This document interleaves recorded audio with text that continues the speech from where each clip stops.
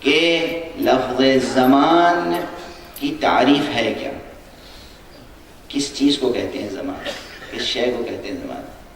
آپ زمین سے ایک مٹھی خاک اٹھا لیجئے، کسی سے پوچھیے تو وہ بتائے گا یہ خاک ہے، یہ مٹی ہے، سوائل ہے، یہ میٹر ہے، اس کا یہ ویٹ ہے، یہ ایٹمک نمبر ہے، یہ ایٹمک ویٹ ہے، یہ والیوم ہے، یہ اس کا میلٹنگ پوائنٹ ہے، یہ اس کا ایویپوریٹنگ پوائنٹ ہے، یہ سب سارے پراپرٹیز آپ کو بتا دے گا۔ ٹائم کیا ہے؟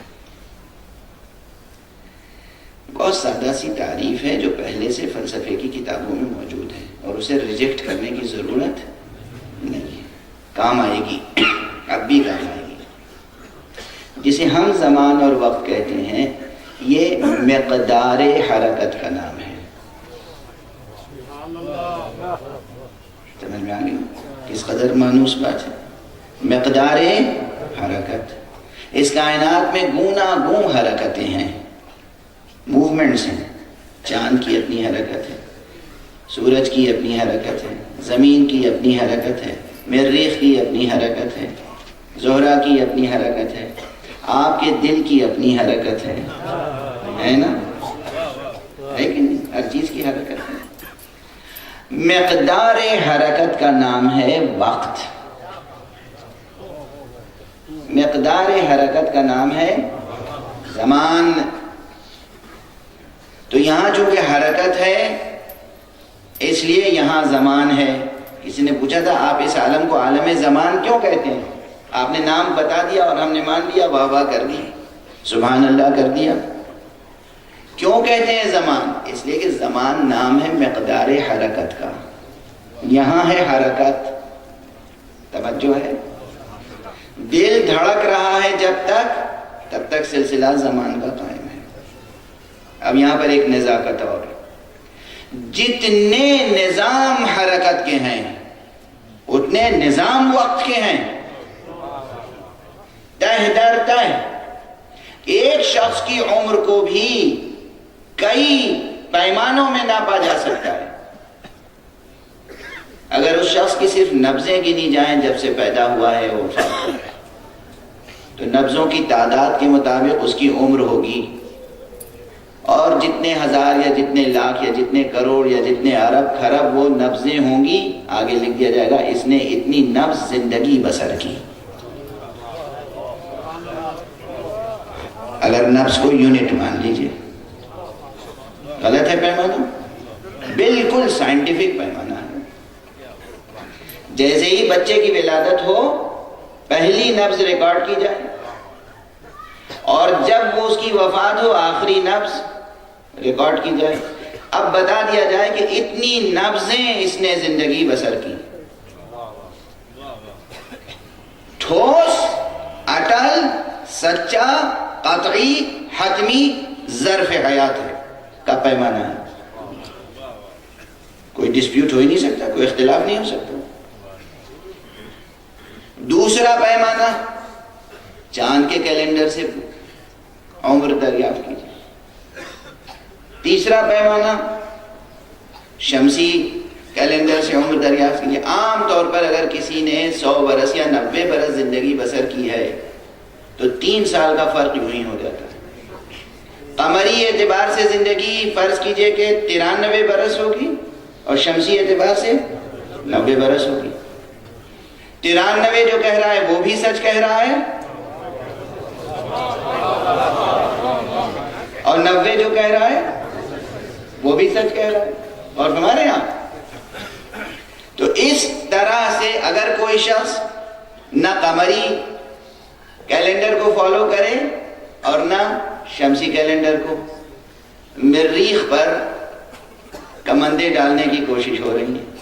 مریخ کی حرکت کے حساب سے زمین پر رہنے والے کی عمر معین کی جائے، معین تو ہو جائے گی، اور وہ بھی ایک سائنٹیفک طریقہ ہوگا، وہ بھی صحیح ہوگی، چونکہ رائج نہیں ہے، مگر اگر رائج ہو جائے تو وہ بھی ایک پیمانہ ہوگا۔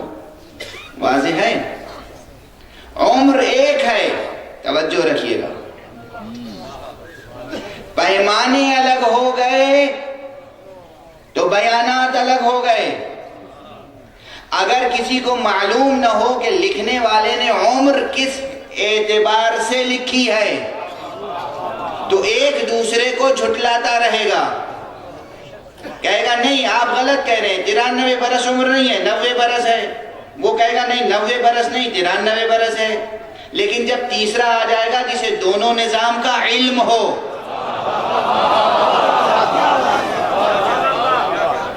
اس وقت وہ کہے گا کہ نہیں یہ بھی درست کہہ رہے ہیں یہ بھی درست کہہ رہے ہیں، چاند کے اعتبار سے 93 برس ہے، سورج کے اعتبار سے 90 برس ہے، مریخ کے اعتبار سے اتنا ہے، نبضیں گن لو تو اتنا ہے۔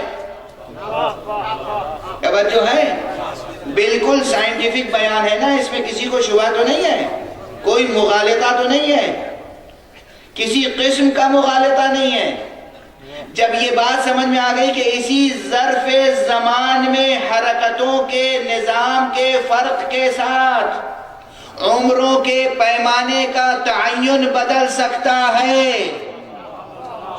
تو جس کے سامنے یہ ٹریلوجی ہو، زمان بھی ہو، دہر بھی ہو، سرمد بھی ہو، وہ اگر کسی کی عمر معین کرے تو کیا عالم ہوگا۔ اس لیے وہ حدیثیں ان کا انکار نہ کیجئے جہاں پیغمبر نے اپنی عمر بتائی ہے، علی کی عمر بتائی ہے کہ یہ زمانہ خلق نہیں ہوا تھا، اس وقت سے ہمارا وجود ہوا۔ صلوات پڑھ دیں محمد وآلہ۔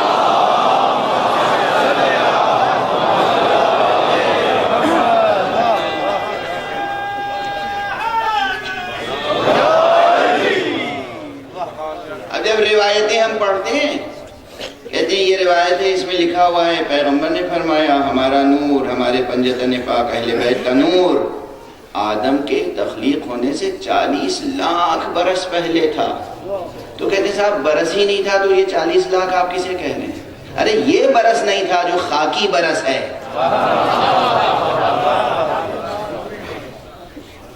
یہ زمین نہیں تھی، یہ سورج نہیں تھا، یہ چاند نہیں تھا، مگر کوئی اور نظام تھا جس کے مطابق حضور فرما رہے ہیں۔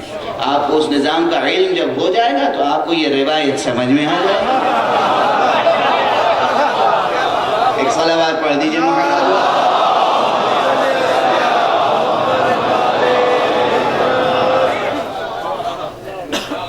بہت سے محدثین ہیں علم رجال میں ڈوبے ہوئے ہیں، وہ کہتے ہیں ہاں سند تو صحیح ہے، متن سمجھ میں نہیں آتا، متن سمجھ میں نہیں آتا۔ کیوں سمجھ میں نہیں آتا؟ یہ 4 لاکھ سال یا 40,000 لاکھ سال قبل آدم، یہ بات سمجھ میں نہیں آتی، کیسے سمجھایا جائے؟ بات صرف اتنی سی ہے کہ آپ بلا وجہ اپنے آپ کو تھکائیں نہیں، جائیں جس گھر کی بات ہے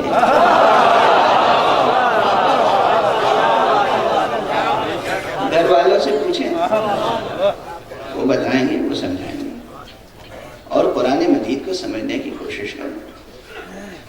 قرآن مجید میں وقت کا کلمہ آیا ہے الگ معنی میں، اجل مسمہ کا کلمہ آیا ہے الگ معنی میں، اجل کا کلمہ آیا ہے الگ معنی میں، عصر کا کلمہ آیا ہے الگ معنی میں، دہر کا کلمہ آیا ہے الگ معنی میں، سرمد کا کلمہ آیا ہے الگ معنی میں۔ سب معانی مفاہیم سمجھ لیے آپ نے؟ وہ مفاہیم جو وقت کی یونٹیں، وقت کے پیمانے، وقت کے نظام، وقت کے ظرف انٹروڈیوس کیے ہیں قرآن نے، وہ تو سمجھنے کی کوشش نہیں کی، روایت کا انکار کر دیا۔ توجہ ہے؟ اس لیے یہ بحث میں نے چھیڑ دی اس مرتبہ، ٹریلوجی آف ٹائم، تسلیث وقت، زمان یا عصر۔ اس دنیا میں جو مادی حرکتیں، اب میں ایک لفظ کا اضافہ کروں، پہلے میں نے زمان کی تعریف کی مطلقاً کیا؟ مقدار حرکت، حقیقتاً مقدار حرکت کا نام ہے زمان یا وقت۔ اگر مادی حرکت ہے تو وہ عالم زمان سے متعلق ہے۔ توجہ فرما رہے ہیں؟ یہاں جو کچھ نظر آ رہا ہے، سورج چاند سمیت جو کچھ کہکشائیں نظر آ رہی ہیں، جہاں تک وہ تمام حقیقتیں، وہ تمام اجسام، وہ تمام اجرام جنہیں سورج کی روشنی روشن کرتی ہے، وہ سب فزیکل ورلڈ ہے، وہ سب عالم طبیعیات ہے، عالم طبیعیات میں خود گوناگوں حرکتیں ہیں. مجھے نہیں معلوم کہ وہ زمانہ کب آئے گا جب الیکٹرانک، یہ الیکٹرانک نہیں، الیکٹرانک گھڑی وہ والی جس کی بنیاد الیکٹرانز کے موومنٹ پر ہوگی.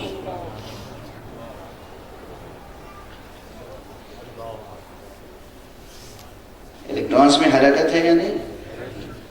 الیکٹرانز جو ہیں وہ ہر ایٹم میں نیوکلیس کے گرد گردش کر رہے ہیں یا نہیں کر رہے ہیں؟ تو جب گردش ہے تو ان کا اپنا ایک وقت ہے. آپ کے دل کی دھڑکن آپ کی زندگی کا وقت مقرر کر رہی ہے. ہر ایٹم میں اس کے الیکٹران کی گردش اس کی عمر مقرر کر رہی ہے. اب آپ میں سے کسی کی عمر ناپی جائے ایک ایٹم کے اندر گردش کرنے والے الیکٹران کے پیمانے پر، تو آپ کی عمر کا پیمانہ کیا ہوگا؟ جو الیکٹرانز، سب سائنسی باتیں کر رہا ہوں نا، کوئی فکشن تھوڑی بیان کر رہا ہوں آپ کے ساتھ. اس بحث سے گزرے بغیر بات ہونے سے، چونکہ قرآن مجید نے جھنجھوڑ کے کہا ہے غور کرو، فکر کرو. ہر ایٹم کے اندر جو الیکٹرانز حرکت کر رہے ہیں، ان کی اپنی حرکت، ان کی اپنی دنیا، ان کی اپنی مقدار حرکت. آپ کے دل کی اپنی مقدار حرکت، چاند کی اپنی مقدار حرکت، سورج کی اپنی مقدار حرکت، مریخ کی اپنی مقدار حرکت، مشتری کی اپنی مقدار حرکت، زحل کی اپنی مقدار حرکت، زہرہ کی اپنی مقدار حرکت. یہ تمام اسی عالم میں ہے، عالم عصر میں. کتنی تہ در تہ حرکتیں ہیں اس عالم میں. اب اس کے بعد وعاء دہر آتا ہے. یہاں ہمارے جسم میں تغیر ہوتا ہے، یہ تغیر ناپا جائے گا مقدار حرکت کون سی؟ جو حصار زمان میں، زمان کے پیمانے پر. وہ تمام مادی تغیرات، وہ تمام مادی چینجز جو یہاں ہو رہی ہیں، وہ تمام مادی موومنٹس جو عالم مادہ میں ہو رہی ہیں، یہ سب اپنی جگہ، یہ موومنٹ یہ تشکیل دیتی ہے عالم زمان کو. اور یہ بھی کوئی ایبسولوٹ نہیں ہے، یہ بھی ریلیٹیو ہے. یعنی آپس میں مختلف نظام آپس میں ایک ریلیٹیوٹی قائم ہے. اسی طرح سے یہ عالم زمان. اب اس کے بعد ہے عالم دہر، جہاں ثابت حقیقتیں وجود رکھتی ہیں، مگر وہ ثابت ہیں اس متغیر کے مقابلے میں، نہ کہ جامد ہیں. جامد ہونا الگ ہے، ثابت ہونا الگ ہے. توجہ رکھیے گا، ایک ایک لفظ اور ایک ایک کلمہ اگر تبدیل ہو جائے تصور ختم ہو جاتا ہے، مسخ ہو جاتا ہے. جامد ہونا الگ ہے، ثابت ہونا الگ ہے. جامد وہ جس میں کوئی حرکت ہی نہیں، کوئی زندگی نہیں. جامد وہ جس میں کوئی زندگی نہیں. ثابت وہ جس میں زندگی ہے مگر ٹھہراؤ ہے. ثابت وہ جس میں زندگی ہے لیکن وہ قائم ہے.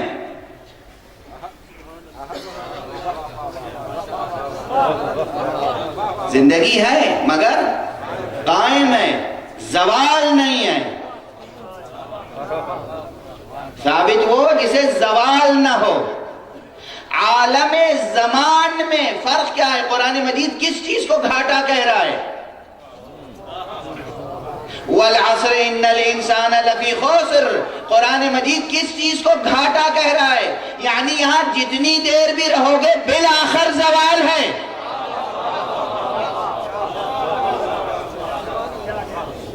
بالآخر زوال ہے. مگر ایک عالم اور ہے اس کے مقابلے میں جہاں زوال نہیں ہے، جہاں حقیقتیں لا زوال ہیں. اور وہ کون سی جگہ ہے؟ وہ کون سا عالم ہے؟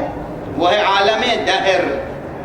اور اس کے آگے عالم سرمد. کل جو قرآن مجید کی آیت میں نے آپ کے سامنے تلاوت کی تھی وہ اسی لیے تو جب رات آئے اور ڈھل جائے تو یہ ہے زمان، جب رات آئے اور ٹھہر جائے یہ ہے سرمد، یعنی رات آئے اور پھر اسے زوال نہ ہو۔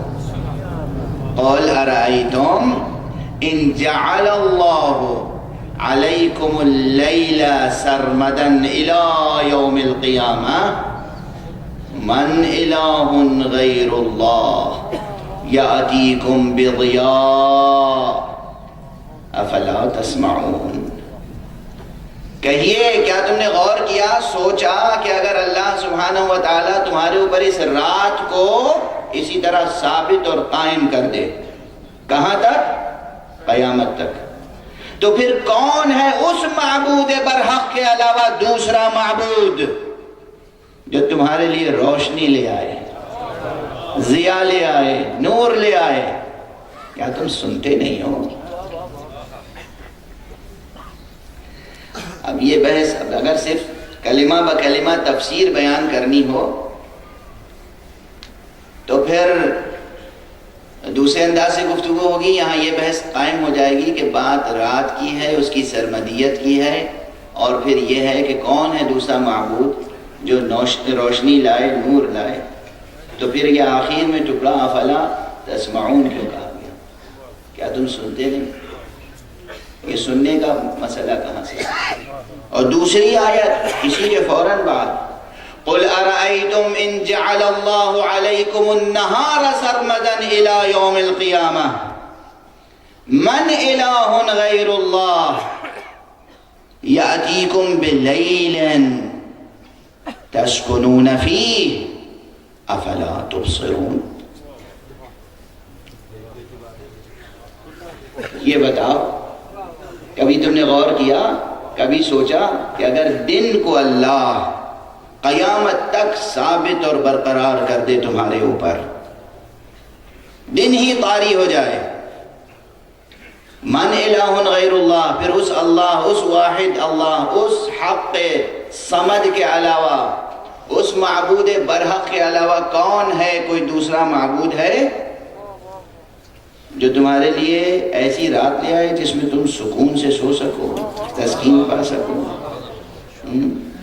بلیل تسکنون فیہ، اس میں تم سکون پا سکو۔ افلا تبصرون، کیا تم دیکھتے نہیں، غور نہیں کرتے؟ یہاں پر کلمہ سرمد ہے۔ سرمد کس لیے آیا؟